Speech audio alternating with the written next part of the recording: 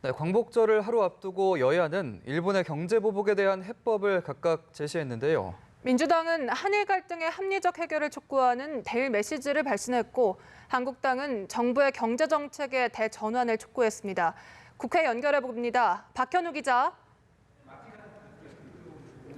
네, 민주당 이해찬 대표는 광복절을 하루 앞두고 열린 오늘 오전 당 회의에서 일본 문제와 관련해 합리적으로 해결해 나가자는 입장을 밝혔습니다. 이 대표는 한국과 일본은 필연적으로 떨어질 수 없는 나라라면서 이같이 밝혔는데요.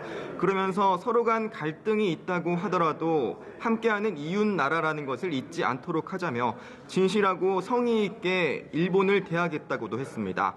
이 같은 발언은 앞서 문 대통령이 감정적 대응 자제 등을 주문하며 발언의 수위 조절을 한 것과 같은 맥락으로 풀이되는데요. 민주당은 그러면서도 이인영 원내대표를 통해서는 일본에 다시는 지지 않을 것이라며 절제된 대응을 하되 굽히지 않고 단호히 맞서 나가겠다고 밝혀 기존의 단호 대처 입장은 재확인했습니다. 한국당 황교안 대표도 광복절을 하루 앞둔 오늘 오후 국회에서 대국민 담화를 발표할 계획입니다. 다만 황 대표의 담화에는 일본 문제가 비중 있게 다뤄지기보다는 현 정권의 경제, 안보 정책에 대한 비판이 주로 담길 것으로 전해졌는데요. 황 대표는 특히 경제 실정을 주장하며 경제 대전환을 주장할 것으로 예상됩니다. 오늘 오전에도 대한상공회의소에서 현장 최고위를 연 황 대표는 이 자리에서도 2020 경제 대전환 프로젝트를 진행 중이라며 국민 중심의 나라 경제 살리기를 위한 방향을 찾아 나가고 있다고 강조했습니다. 네, 이런 가운데 오늘 국회에서 일본 수출 규제 조치 등 대응책 마련을 위한 회의가 잇따라 열린다고요. 네, 국회에서는 오전부터 국회 산업위에서 일본 수출 규제 대응 방안을 위한 논의가 이루어지고 있습니다. 회의에선 일본의 조치로 타격을 받는 산업계를 지원하기 위해 정부가 마련한 정책에 대한 보고와 이에 대한 산업위 위원들의 의견 제시가 이루어지고 있습니다.